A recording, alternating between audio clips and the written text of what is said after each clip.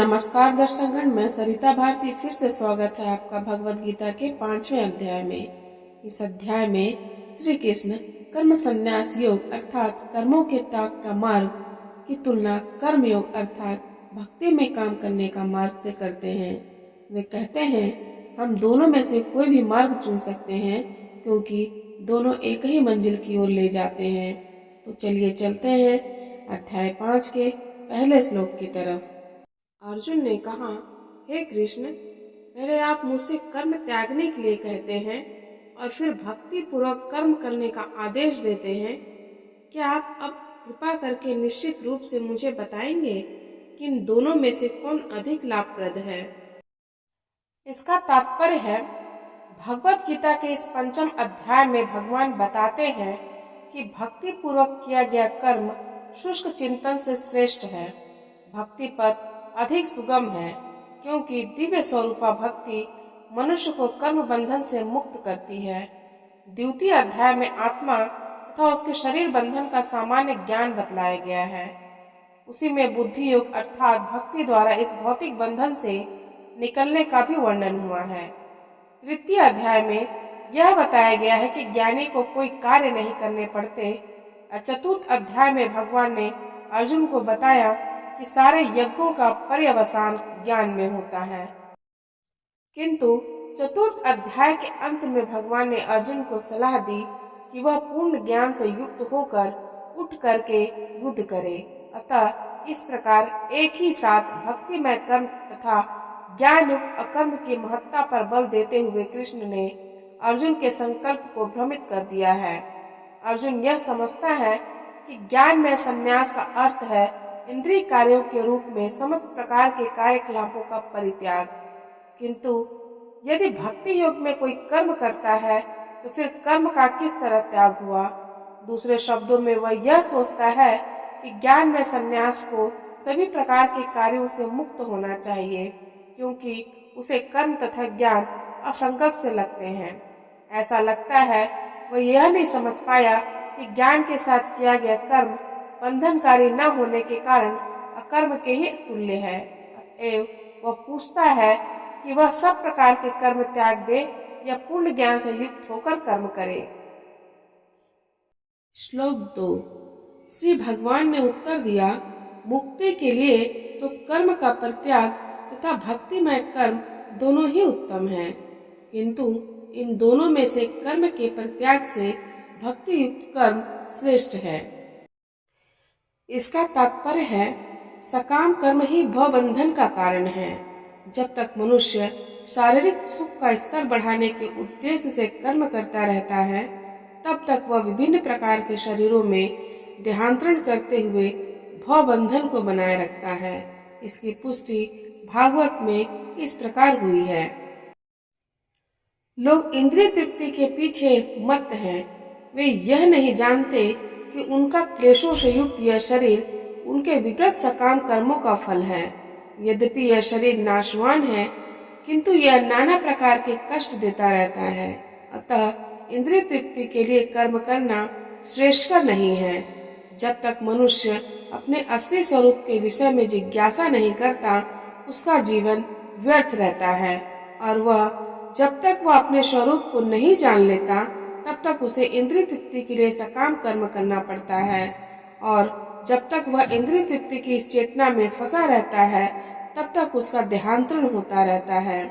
भले ही उसका मन सकाम कर्मों में व्यस्त रहे और अज्ञान द्वारा प्रभावित हो, किंतु उसे वासुदेव की भक्ति के प्रति प्रेम उत्पन्न करना चाहिए।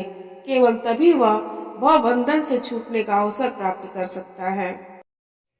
अतः यह ज्ञान ही मुक्ति के लिए पर्याप्त नहीं। जीवात्मा स्तर पर मनुष्य को कर्म करना होगा, अन्यथा भवबंधन से उबरने का कोई अन्य उपाय नहीं है।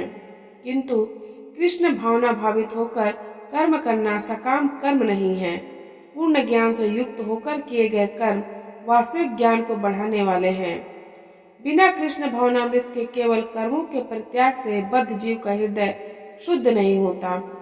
जब तक हृदय शुद्ध नहीं होता, तब तक सकाम कर्म करना पड़ेगा, परंतु कृष्ण भावना भावित कर्म कर्ता को स्वतः सकाम कर्म के फल से मुक्त बनाता है। जिसके कारण उसे भौतिक स्तर तक उतरना नहीं पड़ता। अतः कृष्ण भावना भावित कर्म संन्यास से सदा श्रेष्ठ होता है, क्योंकि संन्यास में नीचे गिरने की संभावना बनी रहती है। कृष्ण भावनामृत से रहित संन्यास अपूर्ण है, जैसा कि श्रील रूप गोस्वामी ने भक्तिर सामृत सिंधु में पुष्टि की है। जब मुक्तिकामी व्यक्ति श्री भगवान से संबंधित वस्तुओं को भौतिक समझकर उनका परित्याग कर देते हैं, तो उनका संन्यास अपूर्ण कहलाता है। संन्यास तभी पूर्ण माना जाता है जब यह ज्ञात हो कि संसार की प्रत्येक वस्तु भगवान की है और कोई किसी भी वस्तु का स्वामित्व ग्रहण नहीं कर सकता। वस्तुतः मनुष्य को यह समझने का प्रयत्न करना चाहिए कि उसका अपना कुछ भी नहीं है, तो फिर संन्यास का प्रश्न ही कहाँ उठता है। जो व्यक्ति यह समझता है कि सारी संपत्ति कृष्ण की है, वह नित्य सन्यासी है। प्रत्येक वस्तु कृष्ण की है, अतः उसका उपयोग कृष्ण के लिए किया जाना चाहिए। कृष्ण भावना भावित होकर इस प्रकार का पूर्ण कार्य करना मायावादी सन्यासी के कृत्रिम वैराग्य से कहीं उत्तम है। श्लोक 3। जो पुरुष न तो कर्म फलों से घृणा करता है और न कर्म फल की इच्छा रखता है, वह नित्य सन्यासी जाना जाता है। हे महाबाहु अर्जुन, ऐसा मनुष्य समस्त द्वंद्वों से रहित होकर भव बंधन को पार कर पूर्णतया मुक्त हो जाता है। तात्पर्य है, पूर्णतया कृष्ण भावना भावित पुरुष नित्य सन्यासी है, क्योंकि वह अपने कर्म फल से न तो घृणा करता है, न ही उसकी आकांक्षा करता है।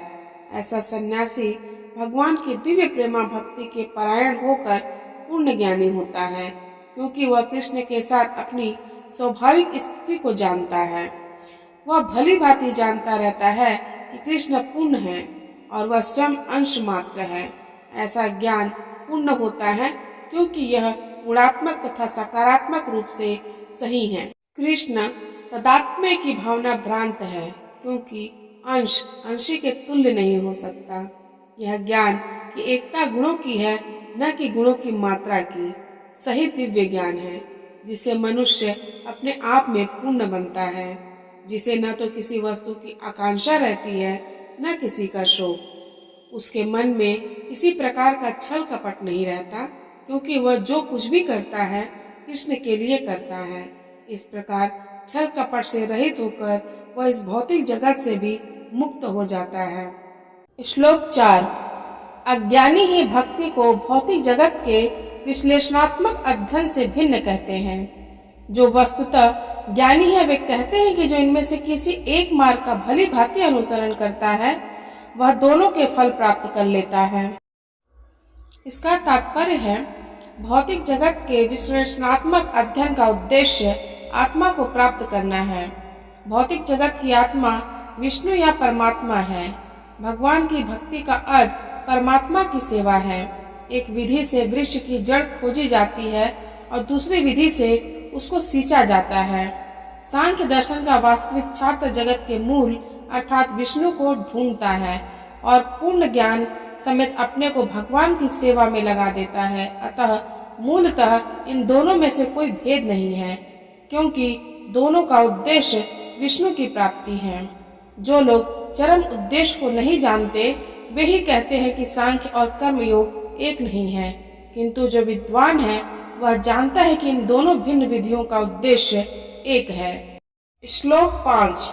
जो यह जानता है कि विश्लेषणात्मक अध्ययन द्वारा प्राप्त स्थान भक्ति द्वारा भी प्राप्त किया जा सकता है, और इस तरह जो सांख्य योग तथा भक्ति योग को एक समान देखता है, वही वस्तुओं को यथा रूप में देखता है। इसका तात्पर्य है, दार्शनिक शोध का वास्तविक उद्देश्य जीवन के चरम लक्ष्य की खोज है। चूंकि जीवन का चरम लक्ष्य आत्म साक्षात्कार है, अतः इन दोनों विधियों से प्राप्त होने वाले परिणामों में कोई अंतर नहीं है। सांख्य दार्शनिक शोध के द्वारा इस निष्कर्ष पर पहुंचा जाता है कि जीव भौतिक जगत का नहीं अपितु पूर्ण परमात्मा का अंश है। फलतः जीवात्मा का भौतिक जगत से कोई सरोकार नहीं होता। उसके सारे कार्य परमेश्वर से संबंध होने चाहिए। जब वह कृष्ण भावनामृत वश कार्य करता है, तभी वह अपनी स्वाभाविक स्थिति में होता है। सांख्य विधि में मनुष्य को पदार्थ से विरक्त होना पड़ता है और भक्ति योग में उसे कृष्ण भावना भावित कर्म में आसक्त होना होता है। वस्तुतः दोनों ही विधियां एक हैं, यद्यपि ऊपर से एक विधि में विरक्ति दिखती है और दूसरे में आसक्ति है। जो पदार्थ से विरक्ति और कृष्ण में आसक्ति को एक ही तरह देखता है, वही वस्तुओं को यथारूप में देखता है। श्लोक 6। भक्ति में लगे बिना केवल समस्त कर्मों का परित्याग करने से कोई सुखी नहीं बन सकता, परंतु भक्ति में लगा हुआ विचारवान व्यक्ति शीघ्र ही परमेश्वर को प्राप्त कर लेता है। होते हैं मायावादी सन्यासी सांख्य दर्शन के अध्ययन में लगे रहते हैं तथा वैष्णव सन्यासी वेदांत सूत्रों के यथार्थ भाष्य भागवत दर्शन के अध्ययन में लगे रहते हैं। मायावादी सन्यासी भी वेदांत सूत्रों का अध्ययन करते हैं, किंतु वे शंकराचार्य द्वारा प्रणीत शारीरिक भागवत संप्रदाय के छात्र 5 रात्रि की विधि से भगवान की भक्ति करने में लगे रहते हैं। अतः वैष्णव सन्यासियों को भगवान की दिव्य सेवा के लिए अनेक प्रकार के कार्य करने होते हैं। उन्हें भौतिक कार्यों से कोई सरोकार नहीं रहता, किंतु तो भी वे भगवान की भक्ति में नाना प्रकार के कार्य करते हैं। किंतु मायावादी सन्यासी जो सांख्य तथा वेदांत के अध्ययन एवं चिंतन में लगे रहते हैं, वे भगवान की दिव्य भक्ति का आनंद नहीं उठा पाते। चूंकि उनका अध्ययन अत्यंत जटिल हो जाता है, अतः वे कभी कभी ब्रह्म चिंतन से उबकर समुचित बोध के बिना ही भागवत की शरण ग्रहण करते हैं। फलस्वरूप श्रीमद् भागवत का भी अध्ययन उनके लिए कष्टकर होता है। मायावादी सन्यासियों का शुष्क चिंतन तथा कृत्रिम साधनों से निर्विशेष विवेचना उनके लिए व्यर्थ होती है। भक्ति में लगे हुए वैष्णव सन्यासी अपने दिव्य कर्मों को करते हुए प्रसन्न रहते हैं और यह भी निश्चित रहता है कि वे भगवत धाम को प्राप्त होंगे। मायावादी सन्यासी कभी कभी आत्म साक्षात्कार के पद से नीचे गिर जाते हैं और फिर से समाज सेवा, परोपकार जैसे भौतिक कर्म में प्रवृत्त होते हैं। अतः निष्कर्ष यह निकला कि कृष्ण भावनामृत के कार्यों में लगे रहने वाले लोग ब्रह्म अब्रह्म विषयक साधारण चिंतन में लगे सन्यासियों से श्रेष्ठ हैं, यद्यपि वे भी अनेक जन्मों के बाद कृष्ण भावना भावित हो जाते हैं। श्लोक 7। जो भक्ति भाव से कर्म करता है, जो विशुद्ध आत्मा है और अपने मन तथा इंद्रियों को वश में रखता है, वह सबों को प्रिय होता है और सभी लोग उसे प्रिय होते हैं। ऐसा व्यक्ति कर्म करता हुआ भी कभी नहीं बंधता। इसका तात्पर्य है, जो कृष्ण भावनामृत के कारण मुक्ति पथ पर है, वह प्रत्येक जीव को प्रिय होता है और प्रत्येक जीव उसके लिए प्यारा है। यह कृष्ण भावनामृत के कारण होता है। ऐसा व्यक्ति किसी भी जीव को कृष्ण से पृथक नहीं सोच पाता। जिस प्रकार वृक्ष की पत्तियां तथा टहनियां वृक्ष से भिन्न नहीं होती, वह भली भांति जानता है कि वृक्ष की जड़ में डाला गया जल समस्त पत्तियों तथा टहनियों में फैल जाता है, अथवा आमाशय को भोजन देने से शक्ति स्वतः पूरे शरीर में फैल जाती है। चूंकि कृष्ण भावनामृत में कर्म करने वाला सबों का दास होता है, अतः वह हर एक को प्रिय होता है। चूंकि प्रत्येक व्यक्ति उसके कर्म से प्रसन्न रहता है, अतः उसकी चेतना शुद्ध रहती है। चूंकि उसकी चेतना शुद्ध रहती है, अतः उसका मन पूर्णतया नियंत्रण में रहता है। मन के नियंत्रित होने से उसकी इंद्रियां संयमित रहती हैं। चूंकि उसका मन सदैव कृष्ण में स्थिर रहता है, अतः उसके विचलित होने का प्रश्न ही नहीं उठता। नहीं उसे कृष्ण से संबंध कथाओं के अतिरिक्त अन्य कार्यों में अपनी इंद्रियों को लगाने का अवसर मिलता है। वह कृष्ण कथा के अतिरिक्त और कुछ नहीं सुनना चाहता। वह कृष्ण को अर्पित किए हुए भोजन के अतिरिक्त अन्य कुछ नहीं खाना चाहता और न ऐसे किसी स्थान में जाने की इच्छा रखता है जहाँ कृष्ण संबंधी कार्य न होता हो। अतः उसकी इंद्रियां वश में रहती हैं। ऐसा व्यक्ति जिसकी इंद्रियां संयमित हो, वह किसी के प्रति अपराध नहीं कर सकता। इस पर कोई यह प्रश्न नहीं कर सकता, तो फिर अर्जुन अन्यों के प्रति युद्ध में आक्रामक क्यों था? क्या वह कृष्ण भावना भावित नहीं था? वस्तुतः अर्जुन ऊपर से ही आक्रामक था, क्योंकि जैसा कि द्वितीय अध्याय में बताया जा चुका है, आत्मा के अवध होने के कारण युद्ध भूमि में एकत्र हुए सारे व्यक्ति अपने अपने स्वरूप में जीवित बने रहेंगे। अतः आध्यात्मिक दृष्टि से कुरुक्षेत्र की युद्ध भूमि में कोई मारा नहीं गया। वहां पर स्थित कृष्ण की आज्ञा से केवल उनके वस्त्र बदल दिए गए। अतः अर्जुन कुरुक्षेत्र के युद्ध भूमि में युद्ध करता हुआ भी वस्तुतः युद्ध नहीं कर रहा था। वह तो पूर्ण कृष्ण भावनामृत में कृष्ण के आदेश का पालन मात्र कर रहा था। ऐसा व्यक्ति कभी कर्म बंधन से नहीं बनता। श्लोक 8 और 9।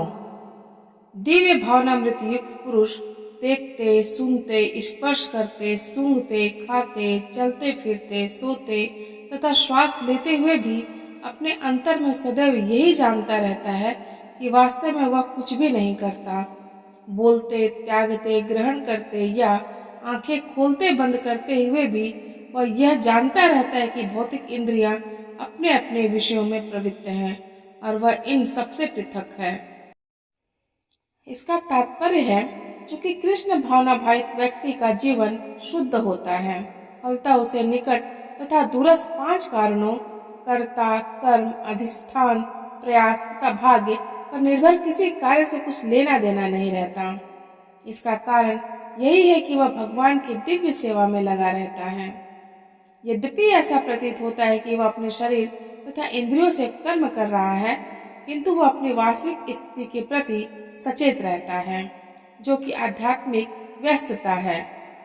भौतिक चेतना में इंद्रियां इंद्रिय तृप्ति में लगी रहती हैं, किंतु कृष्ण भावनामृत में वे कृष्ण की इंद्रियों की तुष्टि में लगी रहती हैं। अतः कृष्ण भावना भावित व्यक्ति सदा मुक्त रहता है, भले ही वह ऊपर से भौतिक कार्यों में लगा हुआ दिखाई पड़े। देखने तथा सुनने के कार्य ज्ञानेंद्रियों के कर्म है, जबकि चलना, बोलना, मल त्यागना आदि कर्मेंद्रियां के कार्य हैं। कृष्ण भावना भावित व्यक्ति कभी भी इंद्रियों के कार्यों से प्रभावित नहीं होता। वह भगवत सेवा के अतिरिक्त कोई दूसरा कार्य नहीं कर सकता, क्योंकि उसे ज्ञात है कि वह भगवान का शाश्वत दास है। श्लोक 10। जो व्यक्ति कर्म फलों को परमेश्वर को समर्पित करके आसक्ति रहित होकर अपना कर्म करता है, वह पाप कर्मों से उसी प्रकार अप्रभावित रहता है जिस प्रकार कमल पत्र जल से अस्पृश्य रहता है। इसका तात्पर्य है, यहाँ पर ब्रह्मणी का अर्थ कृष्ण भावनामृत में है। यह भौतिक जगत प्रकृति के 3 गुणों की समग्र अभिव्यक्ति है, जिसे प्रधान की संज्ञा दी जाती है।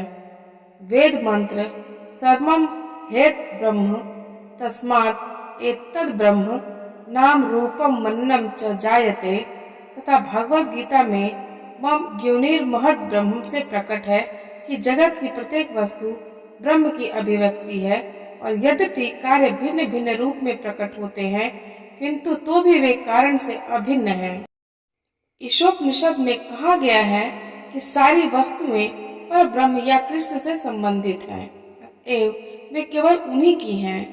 जो यह भली भांति जानता है कि प्रत्येक वस्तु कृष्ण की है और वे ही प्रत्येक वस्तु के स्वामी हैं, अतः प्रत्येक वस्तु भगवान की सेवा में ही नियोजित है, उसे स्वभावतः शुभ अशुभ कर्म फलों से कोई प्रयोजन नहीं रहता।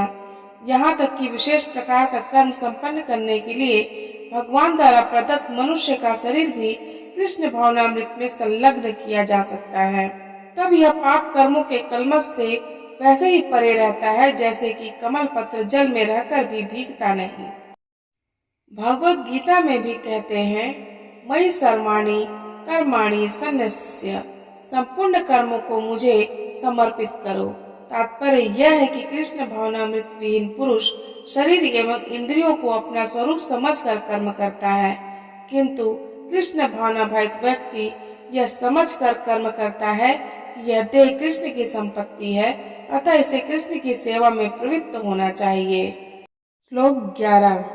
योगी जन आसक्ति रहित होकर शरीर, मन, बुद्धि तथा इंद्रियों के द्वारा भी केवल शुद्धि के लिए कर्म करते हैं। तात्पर्य है, जब कोई कृष्ण भावनामृत में कृष्ण की इंद्रिय तृप्ति के लिए शरीर, मन, बुद्धि तथा इंद्रियों द्वारा कर्म करता है, तो वह भौतिक कलमश से मुक्त हो जाता है। कृष्ण भावना भावित व्यक्ति के कार्यों से कोई भौतिक फल प्रकट नहीं होता, अतः सामान्य रूप से सदाचार कहे जाने वाले शुद्ध कर्म कृष्ण भावनामृत में रहते हुए सरलता से संपन्न किए जा सकते हैं। श्री रूप गोस्वामी ने भक्तिरसामृत सिंधु में इसका वर्णन इस प्रकार किया है। इहा यस्य हरेर दास्य कर्मणा मनसा गिरा निखिला स्वप्यवस्था सो जीवन मुक्त स उच्यते।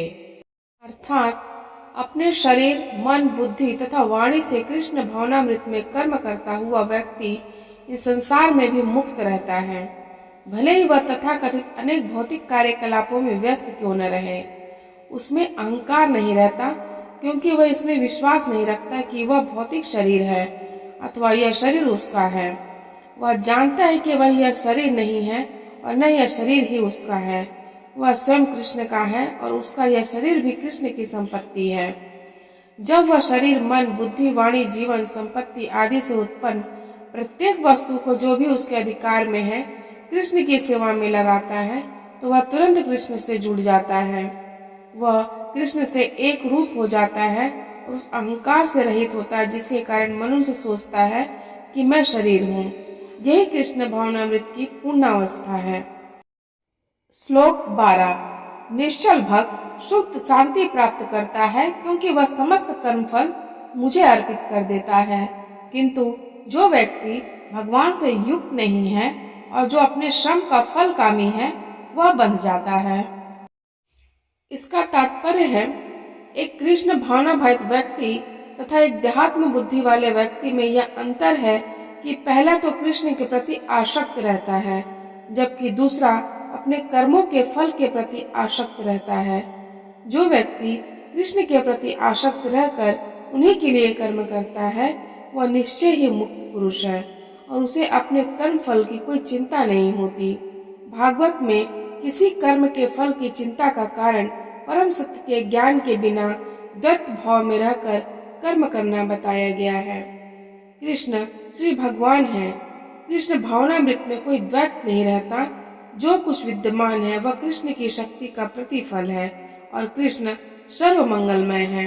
अतः कृष्ण भावनामृत में संपन्न सारे कार्य परम पद पर है। वे दिव्य होते हैं और उनका कोई भौतिक प्रभाव नहीं पड़ता। इस कारण कृष्ण भावनामृत में जीव शांति से पूरित रहता है, किंतु जो इंद्रिय तृप्ति के लिए लाभ के लोभ में फंसा रहता है उसे शांति नहीं मिल सकती। यही कृष्ण भावनामृत का रहस्य है। यह अनुभूति कि कृष्ण के अतिरिक्त कुछ भी नहीं है, शांति तथा अभय का पद है। श्लोक 13। जब देहधारी जीवात्मा अपनी प्रकृति को वश में कर लेता है और मन से समस्त कर्मों का परित्याग कर देता है, तब वह 9 द्वारों वाले नगर अर्थात भौतिक शरीर में बिना कुछ किए कराए सुख पूर्वक रहता है। इसका तात्पर्य है, देहधारी जीवात्मा 9 द्वारों वाले नगर में वास करता है। शरीर अथवा नगर रूपी शरीर के कार्य प्राकृतिक गुणों द्वारा स्वतः संपन्न होते हैं। शरीर की परिस्थितियों के अनुसार रहते हुए भी जीव इच्छा अनुसार इन परिस्थितियों के परे भी हो सकता है। अपनी परा प्रकृति को विस्मृत करने के ही कारण वह अपने को शरीर समझ बैठता है और इसलिए कष्ट पाता है। कृष्ण भावनामृत के द्वारा वह अपनी वास्तविक स्थिति को पुनः प्राप्त कर सकता है और इस देह बंधन से मुक्त हो सकता है।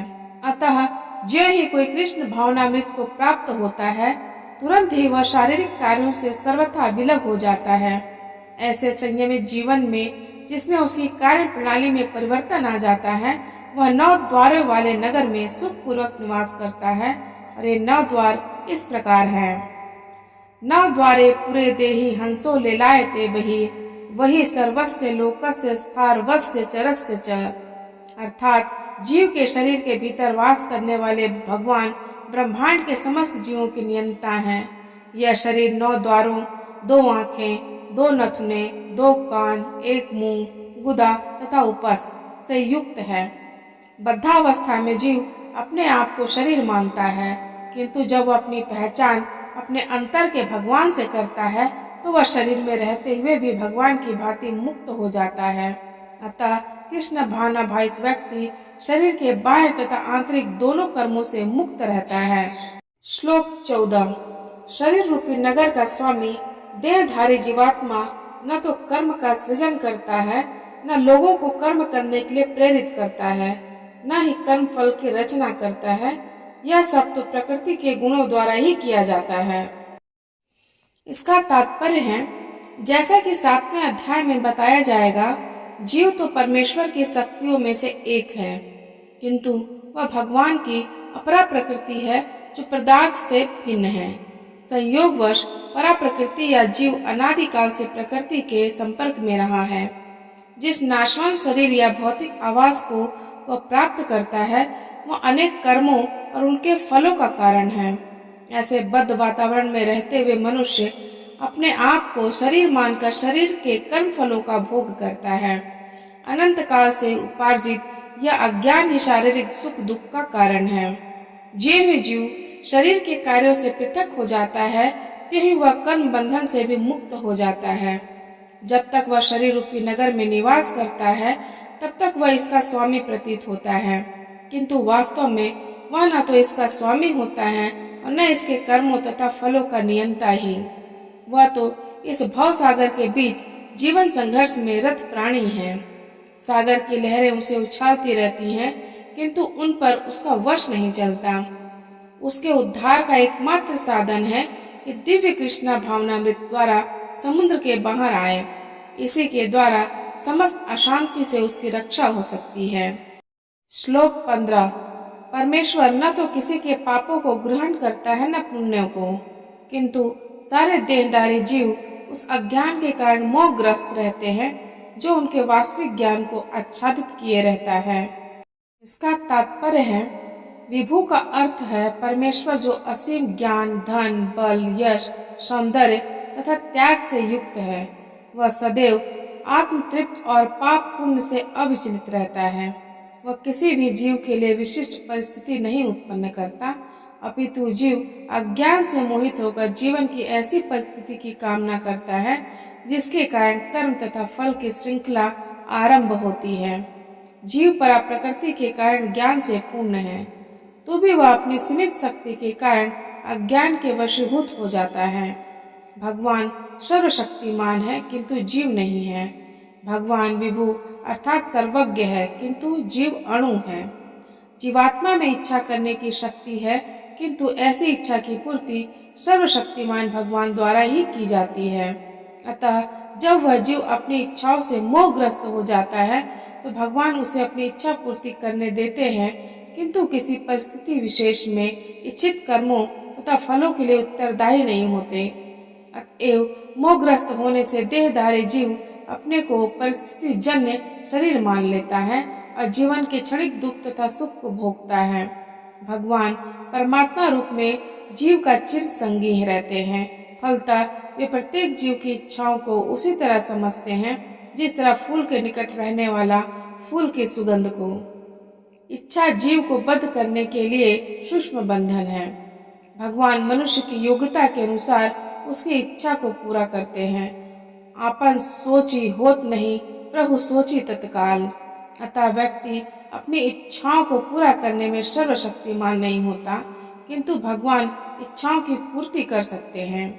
वे निष्पक्ष होने के कारण स्वतंत्र अणुजीवों की इच्छाओं में व्यवधान नहीं डालते, किंतु जब कोई कृष्ण की इच्छा करता है तो भगवान उसकी विशेष चिंता करते हैं और उसे इस प्रकार प्रोत्साहित करते हैं कि भगवान को प्राप्त करने की उसकी इच्छा पूरी हो और सदैव सुखी रहे।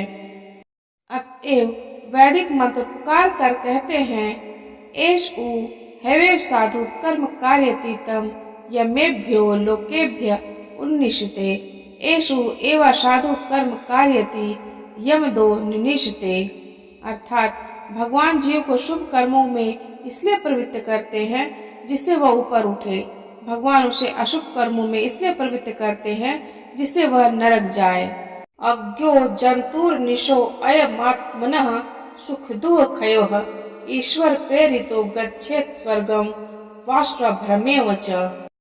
जीव अपने सुख दुख में पूर्णतया आश्रित है। परमेश्वर की इच्छा से वह स्वर्ग या नरक जाता है, जिस तरह वायु के द्वारा प्रेरित बादल। अतः देहधारी जीव कृष्ण भावनामृत की उपेक्षा करने की अपनी अनादि प्रवृत्ति के कारण अपने लिए मोह उत्पन्न करता है।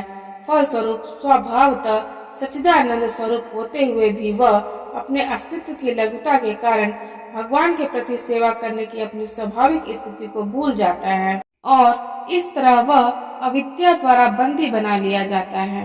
अज्ञानवश जीव यह कहता है कि उसके भवबंधन के लिए भगवान उत्तरदायी हैं। इसकी पुष्टि वेदांत सूत्र भी करते हैं।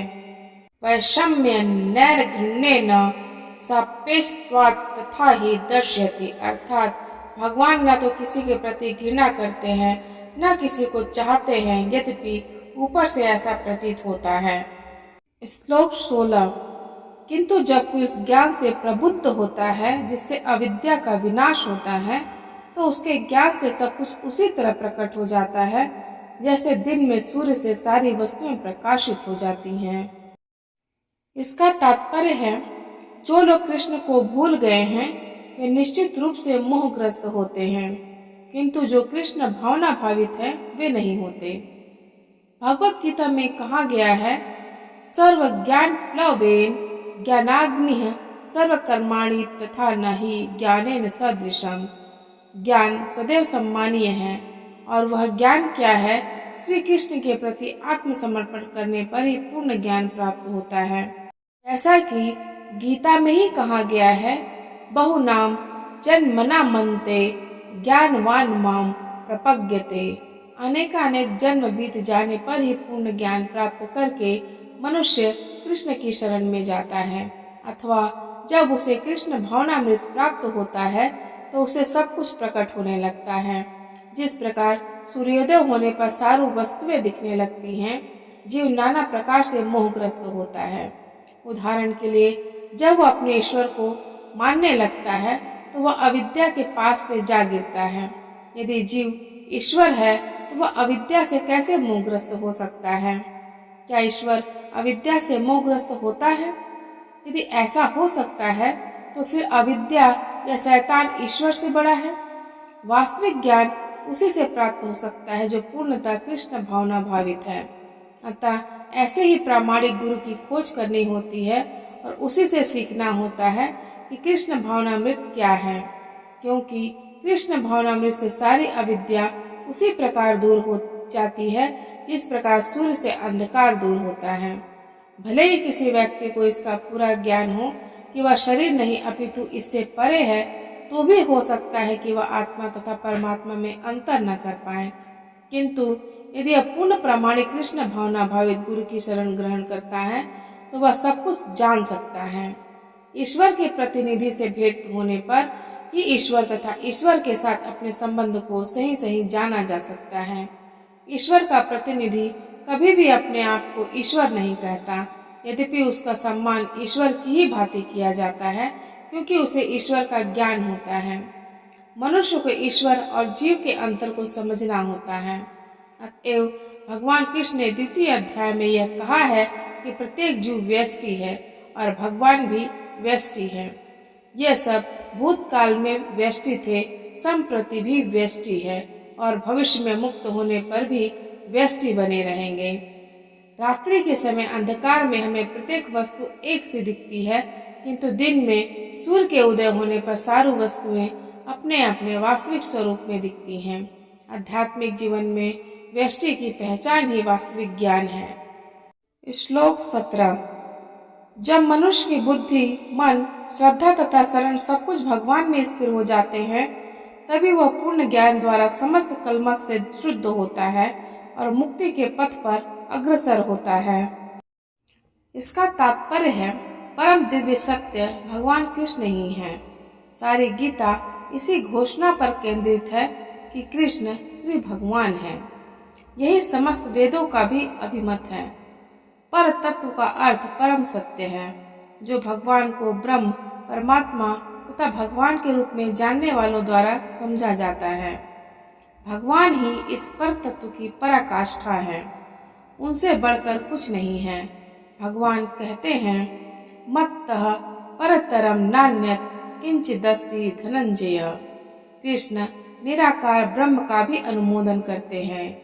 ब्रह्मणो ही, अतः सभी प्रकार से कृष्ण परम सत्य हैं। जिनके मन, बुद्धि, श्रद्धा तथा शरण कृष्ण में है, अर्थात जो पूर्णतया कृष्ण भावना भावित है, उनके सारे कल्मश धुल जाते हैं और उन्हें ब्रह्म संबंधी प्रत्येक वस्तु का पूर्ण ज्ञान रहता है। कृष्ण भावना भावित व्यक्ति यह भली भांति समझ सकता है कि कृष्ण में द्वैत है और ऐसे दिव्य ज्ञान से युक्त होकर वह मुक्ति पथ पर सुस्थिर प्रगति कर सकता है। श्लोक 18। विनम्र साधु पुरुष अपने वास्तविक ज्ञान के कारण एक विद्वान तथा विनीत ब्राह्मण, गाय, हाथी, कुत्ता तथा चंडाल को समान दृष्टि से देखते हैं। इसका तात्पर्य है कृष्ण भावना भावित व्यक्ति योनि या जाति में भेद नहीं मानता। सामाजिक दृष्टि से ब्राह्मण तथा चंडाल भिन्न भिन्न हो सकते हैं अथवा योनि के अनुसार कुत्ता, गाय तथा हाथी भिन्न हो सकते हैं, किंतु विद्वान योगी की दृष्टि में ये शरीरगत भेद अर्थहीन होते हैं। इसका कारण परमेश्वर से उनका संबंध है और परमेश्वर परमात्मा रूप में हर एक के हृदय में स्थित है। परम सत्य का ऐसा ज्ञान वास्तविक ज्ञान है। जहाँ तक विभिन्न जातियों या विभिन्न योनियों में शरीर का संबंध है, भगवान सबों पर समान रूप से दयालु हैं, क्योंकि वे प्रत्येक जीव को अपना मित्र मानते हैं और फिर भी जीवों की समस्त परिस्थितियों में वे अपना परमात्मा स्वरूप बनाए रखते हैं। परमात्मा रूप में भगवान चंडाल तथा ब्राह्मण दोनों में उपस्थित रहते हैं, यद्यपि इन दोनों के शरीर एक से नहीं होते। शरीर तो प्रकृति के गुणों के द्वारा उत्पन्न हुए हैं, किंतु शरीर के भीतर आत्मा तथा परमात्मा समान आध्यात्मिक गुण वाले हैं, परंतु आत्मा तथा परमात्मा की यह समानता उन्हें मात्रात्मक दृष्टि से समान नहीं बनाती, क्योंकि व्यष्टि आत्मा किसी विशेष शरीर में उपस्थित होता है, किंतु परमात्मा प्रत्येक शरीर में है। कृष्ण भावना भावित व्यक्ति को इसका पूर्ण ज्ञान होता है, इसलिए वह सचमुच ही विद्वान तथा श्रमदर्शी होता है। आत्मा तथा परमात्मा के लक्षण समान हैं, क्योंकि दोनों चेतन, शाश्वत तथा आनंदमय हैं, किंतु अंतर इतना ही है, आत्मा शरीर की सीमा के भीतर सचेतन रहता है, जबकि परमात्मा सभी शरीरों में सचेतन है। परमात्मा बिना किसी भेदभाव के सभी शरीरों में विद्यमान है। श्लोक 19। जिनके मन एकत्व तथा समता में स्थित हैं, उन्होंने जन्म तथा मृत्यु के बंधनों को पहले ही जीत लिया है। वे ब्रह्म के समान निर्दोष हैं और सदा ब्रह्म में ही स्थित रहते हैं। इसका तात्पर्य है मानसिक समता आत्म साक्षात्कार का लक्षण है। जिन्होंने ऐसी अवस्था प्राप्त कर ली है, उन्हें भौतिक बंधनों पर, विशेषतया जन्म तथा मृत्यु पर विजय प्राप्त किए हुए मानना चाहिए। जब तक मनुष्य शरीर को आत्म स्वरूप मानता है, वह बद्ध जीव माना जाता है, किंतु ज्यों ही वह आत्म साक्षात्कार द्वारा समचित्तता की अवस्था को प्राप्त कर लेता है, वह बद्ध जीवन से मुक्त हो जाता है। दूसरे शब्दों में उसे इस भौतिक जगत में जन्म नहीं लेना पड़ता, अपितु अपने मृत्यु के बाद वह आध्यात्मिक लोक को जाता है। भगवान निर्दोष हैं, क्योंकि वे आसक्ति अथवा घृणा से रहित हैं। इसी प्रकार जब जीव आसक्ति तथा घृणा से रहित होता है, तो वह भी निर्दोष बन जाता है और वैकुंठ जाने का अधिकारी हो जाता है। ऐसे व्यक्तियों को पहले से ही मुक्त मानना चाहिए। उनके लक्षण आगे बतलाए गए हैं। श्लोक 20। जो न तो प्रिय वस्तु को पाकर हर्षित होता है और न अप्रिय को पाकर विचलित होता है, जो स्थिर बुद्धि है, जो मोह रहित है और भगवत विद्या को जानने वाला है, वह पहले से ही ब्रह्म में स्थित रहता है। इसका तात्पर्य है, यहाँ पर स्वरूप सिद्ध व्यक्ति के लक्षण दिए गए हैं। पहला लक्षण यह है कि उसमें शरीर और आत्मत्व के तादात्म्य का भ्रम नहीं रहता। वह यह भली भांति जानता है कि मैं यह शरीर नहीं हूँ, अपितु भगवान का एक अंश हूँ। अतः कुछ प्राप्त होने पर न तो उसे प्रसन्नता होती है, न शरीर की कुछ हानि होने पर शोक होता है। मन की यह स्थिरता स्थिर बुद्धि या आत्मबुद्धि कहलाती है। अतः वह न तो स्थूल शरीर को आत्मा मानने की भूल करके मोहग्रस्त होता है और न शरीर को स्थायी मानकर आत्मा के अस्तित्व को ठुकराता है। इस ज्ञान के कारण वह परम सत्य अर्थात ब्रह्म परमात्मा तथा भगवान के ज्ञान को भली भांति जान लेता है। इस प्रकार वह अपने स्वरूप को जानता है और पर ब्रह्म से हर बात में तदाकार होने का कभी यत्न नहीं करता। इसे ब्रह्म साक्षात्कार या आत्म साक्षात्कार कहते हैं। ऐसी स्थिर बुद्धि कृष्ण भावनामृत कहलाती है। श्लोक 21। ऐसा मुक्त पुरुष भौतिक इंद्रिय सुख की ओर आकृष्ट नहीं होता, अपितु सदैव समाधि में रहकर अपने अंतर में आनंद का अनुभव करता है। इस प्रकार स्वरूप सिद्ध व्यक्ति पर ब्रह्म में एकाग्रचित होने के कारण असीम सुख भोगता है। इसका तात्पर्य है कृष्ण भावनामृत के महान भक्त श्री यामुनाचार्य ने कहा है, यद्वधि मम चेतः कृष्ण पादार विंदे नव नव रस धाम न्युद्दतम रंतु मासीत तदवधि बद नारी संगमे सम्मर्यमाने भवति मुख विकारः सुष्ठु निष्ठि वनम च। अर्थात जब से मैं कृष्ण की दिव्य प्रेमा भक्ति में लगकर उसमें नित्य नवीन आनंद का अनुभव करने में लगा हूँ, तब से जब भी काम सुख के बारे में सोचता हूँ तो इस विचार पर ही थूकता हूँ और मेरे ओठ अरुचि से सिमट जाते हैं। ब्रह्म योगी अथवा कृष्ण भावना भावित व्यक्ति भगवान की प्रेमा भक्ति में इतना अधिक लीन रहता है कि इंद्रिय सुख में उसके तनिक भी रुचि नहीं रह जाती। भौतिकता की दृष्टि में काम सुख ही सर्वोपरि आनंद है, सारा संसार उसी के वशीभूत है और भौतिकतावादी लोग तो इस प्रोत्साहन के बिना कोई कार्य ही नहीं कर सकते। किंतु कृष्ण भावनामृत में लीन व्यक्ति काम सुख के बिना ही उत्साह पूर्वक अपना कार्य करता रहता है। यही आत्म साक्षात्कार की कसौटी है। आत्म साक्षात्कार तथा काम सुख कभी साथ साथ नहीं चलते। कृष्ण भावना भावित व्यक्ति जीवन मुक्त होने के कारण किसी प्रकार के इंद्रिय सुख द्वारा आकर्षित नहीं होता। श्लोक 22। बुद्धिमान मनुष्य दुख के कारणों में भाग नहीं लेता जो कि भौतिक इंद्रियों के संसर्ग से उत्पन्न होते हैं। हे कुंती पुत्र, ऐसे भोगों का आदि तथा अंत होता है, अतः चतुर व्यक्ति उसमें आनंद नहीं लेता। इसका तात्पर्य है भौतिक इंद्रिय सुख उन इंद्रियों के स्पर्श से अवधुत है जो नाशवान है, क्योंकि शरीर स्वयं नाशवान है। मुक्तात्मा किसी नाशवान वस्तु में रुचि नहीं रखता। दिव्य आनंद के सुखों से भली भांति अवगत वह भला मिथ्या सुख के लिए क्यों सहमत होगा। पद्म पुराण में कहा गया है, रमन्ते योगिनी अनंते सत्यानंदे चिदात्मनि इति राम पदे नासो परम ब्रह्मा विधीयते। अर्थात योगी जन परम सत्य में रमण करते हुए अनंत दिव्य सुख प्राप्त करते हैं, इसलिए परम सत्य को भी राम कहा जाता है। भागवत में भी कहा गया है, नायम देहो दे भाजाम नृलोके कष्टान कमान नरहते विट भुजाम ए तपो दिव्यम पुत्र का एन सत्वम शुद्ध ये दियस्मात् ब्रह्म सौख्यम त्वनन्नतम। अर्थात हे पुत्रो, इस मनुष्य योनि में इंद्रिय सुख के लिए अधिक श्रम करना व्यर्थ है। ऐसा सुख तो शुक्रों को भी प्राप्य है। इसकी अपेक्षा तुम्हें इस जीवन में तप करना चाहिए जिससे तुम्हारा जीवन पवित्र हो जाए और तुम असीम दिव्य सुख प्राप्त कर सको।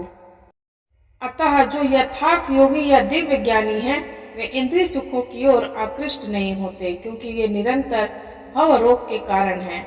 जो भौतिक सुख के प्रति जितना ही आसक्त होता है उसे उतने ही अधिक भौतिक दुख मिलते हैं। श्लोक 23। यदि इस शरीर को त्यागने के पूर्व कोई मनुष्य इंद्रियों के वेगों को सहन करने तथा इच्छा एवं क्रोध के वेग को रोकने में समर्थ होता है, इसका तात्पर्य है यदि कोई आत्म साक्षात्कार के पथ पर अग्रसर होना चाहता है तो उसे भौतिक इंद्रियों के वेग को रोकने का प्रयत्न करना चाहिए। ये वेग हैं वाणी वेग, क्रोध वेग, मनोवेग, उदर वेग, उपस्थ वेग तथा जिह्वा वेग। जो व्यक्ति इन विभिन्न इंद्रियों के वेगों को तथा मन को वश में करने में समर्थ है वह गोस्वामी या स्वामी कहलाता है। ऐसे गोस्वामी नितांत संयमित जीवन बिताते हैं और इंद्रियों के वेगों का तिरस्कार करते हैं। भौतिक इच्छाएं पूर्ण न होने पर क्रोध उत्पन्न होता है और इस प्रकार मन, नेत्र तथा वच स्थल उत्तेजित होते हैं। अतः इस शरीर का परित्याग करने के पूर्व मनुष्य को इन्हें वश में करने का अभ्यास करना चाहिए। जो ऐसा कर सकता है वह स्वरूप सिद्ध माना जाता है और आत्म साक्षात्कार की अवस्था में वह सुखी रहता है। योगी का कर्तव्य है कि वह इच्छा तथा क्रोध को वश में करने का भरसक प्रयत्न करे। श्लोक 24। जो अंतःकरण में सुख का अनुभव करता है, जो कर्मठ है और अंतःकरण में ही रमण करता है तथा जिसका लक्ष्य अंतर्मुखी होता है, वह सचमुच पुण्य योगी है। वह परम ब्रह्म में मुक्ति पाता है और अंततो गत्वा ब्रह्म को प्राप्त होता है। इसका तात्पर्य है जब तक मनुष्य अपने अंतःकरण में सुख का अनुभव नहीं करता तब तक भला बाह्य सुख को प्राप्त कराने वाली बाह्य क्रियाओं से वह कैसे छूट सकता है। मुक्त पुरुष वास्तविक अनुभव द्वारा सुख भोगता है, अतः वह किसी भी स्थान में मौन भाव से बैठकर अंतःकरण में जीवन के कार्यकलापों का आनंद लेता है। ऐसा मुक्त पुरुष कभी बाह्य भौतिक सुख की कामना नहीं करता। यह अवस्था ब्रह्मभूत कहलाती है, जिसे प्राप्त करने पर भगवत धाम जाना निश्चित है। श्लोक 25। जो लोग संशय से उत्पन्न होने वाले द्वैत से परे हैं, जिनके मन आत्म साक्षात्कार में रत है, जो समस्त जीवों के कल्याण कार्य करने में सदैव व्यस्त रहते हैं और जो समस्त पापों से रहित हैं, वे ब्रह्म निर्वाण को प्राप्त होते हैं। इसका तात्पर्य है केवल वही व्यक्ति सभी जीवों के कल्याण कार्य में रत कहा जाएगा जो पूर्णतया कृष्ण भावना भावित है। जब व्यक्ति को यह वास्तविक ज्ञान हो जाता है कि कृष्ण ही सभी वस्तुओं के उद्यम है, तब वह जो भी कर्म करता है सबों के हित के ध्यान में रखकर करता है। परम भोक्ता, परम नियंता तथा परम सखा कृष्ण को भूल जाना मानवता के क्लेशों का कारण है। अतः समग्र मानवता के लिए कार्य करना सबसे बड़ा कल्याण कार्य है। कोई भी मनुष्य ऐसे श्रेष्ठ कार्य में तब तक नहीं लग पाता जब तक वह स्वयं मुक्त न हो। कृष्ण भावना भावित मनुष्य के हृदय में कृष्ण की सर्वोच्चता पर बिल्कुल संदेह नहीं रहता। वह इसलिए संदेह नहीं करता क्योंकि वह समस्त पापों से रहित होता है। ऐसा है, जो मनुष्य मानव समाज का भौतिक कल्याण करने में ही व्यस्त रहता है, वह वास्तव में किसी की भी सहायता नहीं कर सकता। शरीर तथा मन की क्षणिक खुशी संतोषजनक नहीं होती। जीवन संघर्ष में कठिनाइयों का वास्तविक कारण मनुष्य द्वारा परमेश्वर से अपने संबंध की विस्मृति में ढूंढा जा सकता है। जब मनुष्य कृष्ण के साथ अपने संबंध के प्रति पूर्णतया सचेष्ट रहता है, तो वास्तव में मुक्त आत्मा होता है, भले ही वह भौतिक शरीर के जाल में फंसा हो। श्लोक 26। जो क्रोध तथा समस्त भौतिक इच्छाओं से रहित है, जो स्वरूप सिद्ध आत्म संयमी है और जो संसिद्धि के लिए निरंतर प्रयास करते हैं, उनकी मुक्ति निकट भविष्य में सुनिश्चित है। इसका तात्पर्य है, मोक्ष के लिए सतत प्रयत्नशील रहने वाले साधु पुरुषों में से जो कृष्ण भावना भावित होता है, वह सर्वश्रेष्ठ है। इस तथ्य की पुष्टि भागवत में इस प्रकार हुई है। यत पाद पंकज पलाश विलास भक्त्या कर्माशयं ग्रथित मुद्ग्रथयन्ति सन्तः त्वदन ऋक् मत्यो यत योऽपि रुद्ध श्रोतो गणास्मरणं भज वासुदेवम। अर्थात भक्ति पूर्वक भगवान वासुदेव की पूजा करने का प्रयास तो करो। बड़े से बड़े साधु पुरुष भी इंद्रिय के वेग को उतनी कुशलता से रोक पाने में समर्थ नहीं हो पाते जितना कि वे जो सकाम कर्मों की तीव्र इच्छा को समूल नष्ट करके और भगवान के चरण कमलों की सेवा करके दिव्य आनंद में लीन रहते हैं।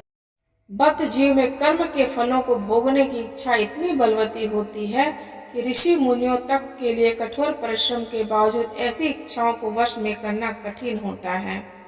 जो भगवत भक्त कृष्ण चेतना में निरंतर भक्ति करता है और आत्म साक्षात्कार में सिद्ध होता है, वह शीघ्र ही मुक्ति प्राप्त करता है। आत्म साक्षात्कार का पूर्ण ज्ञान होने से वह निरंतर समाधिस्थ रहता है। ऐसा ही एक उदाहरण दिया जा रहा है। दर्शन ध्यान संस्पर्शः मत्स्य कुर्विहं गमाः स्वान्नपत्यानि पुष्णन्ति तथा हम्पि पद्मज। अर्थात मछली, कछुआ तथा पक्षी केवल दृष्टि, चिंतन तथा स्पर्श से अपने संतानों को पालते हैं। हे पद्मज, मैं उसी तरह करता हूँ। मछली अपने बच्चों को केवल देखकर बड़ा करती है। कछुआ केवल चिंतन द्वारा अपने बच्चों को पालता है। कछुआ अपने अंडे स्थल पे देता है और स्वयं जल में रहने के कारण निरंतर अंडों का चिंतन करता रहता है।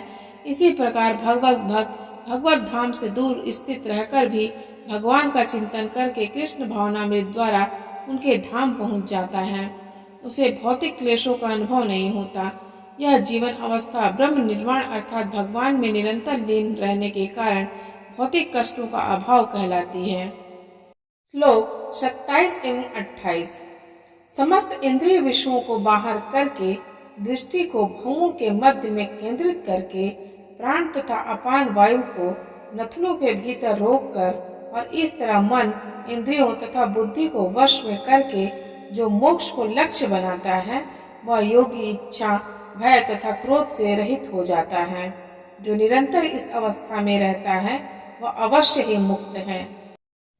इसका तात्पर्य है, कृष्ण भावनामृत में रत होने पर मनुष्य तुरंत ही अपने आध्यात्मिक स्वरूप को जान लेता है, जिसके पश्चात भक्ति के द्वारा वह परमेश्वर को समझता है।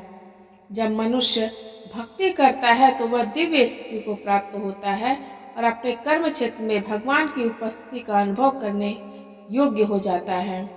यह विशेष स्थिति मुक्ति कहलाती है। मुक्ति विषयक उपयुक्त सिद्धांतों का प्रतिपादन करके श्री भगवान अर्जुन को यह शिक्षा देते हैं कि मनुष्य किस प्रकार अष्टांग योग का अभ्यास करके इस स्थिति को प्राप्त होता है। यह अष्टांग योग 8 विधियों यम, नियम, आसन, प्राणायाम, प्रत्याहार, धारणा, ध्यान तथा समाधि में विभाजित है। 6ठे अध्याय में योग के विषय में विस्तृत व्याख्या की गई है। 5वें अध्याय के अंत में तो इसका प्रारंभिक विवेचन ही दिया गया है। योग में प्रत्याहार विधि से शब्द, स्पर्श, रूप, स्वाद तथा गंध का निराकरण करना होता है और तब दृष्टि को दोनों भौमों के बीच लाकर अध खुली पलकों से उसे नासाग्र पर केंद्रित करना पड़ता है। आंखों को पूरी तरह बंद करने से कोई लाभ नहीं होता, क्योंकि तब सो जाने की संभावना रहती है। न ही आंखों को पूरा खुला रखने से कोई लाभ है, क्योंकि तब तो इंद्रिय विषयों द्वारा आकृष्ट होने का भय बना रहता है। नथनों के भीतर श्वास की गति को रोकने के लिए प्राण तथा अपान वायु को सम किया जाता है। ऐसे योगाभ्यास से मनुष्य अपनी इंद्रियों के ऊपर नियंत्रण प्राप्त करता है, बाह्य इंद्रिय विषयों से दूर रहता है और अपनी मुक्ति की तैयारी करता है। इस योग विधि से मनुष्य समस्त प्रकार के भय तथा क्रोध से रहित हो जाता है और परमात्मा की उपस्थिति का अनुभव करता है। दूसरे शब्दों में कृष्ण भावनामृत योग के सिद्धांतों को संपन्न करने की सरलतम विधि है।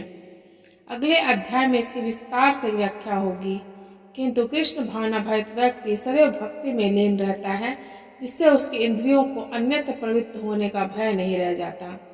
अष्टांग योग की अपेक्षा इंद्रियों को वश में करने की यह उत्तम विधि है। श्लोक 29। मुझे समस्त यज्ञों तथा तपस्याओं का परम भोक्ता, समस्त लोकों तथा देवताओं का परमेश्वर एवं समस्त जीवों का उपकारी एवं हितैषी जानकर मेरे भावनामृत से पुण्य पुरुष भौतिक दुखों से शांति लाभ करता है।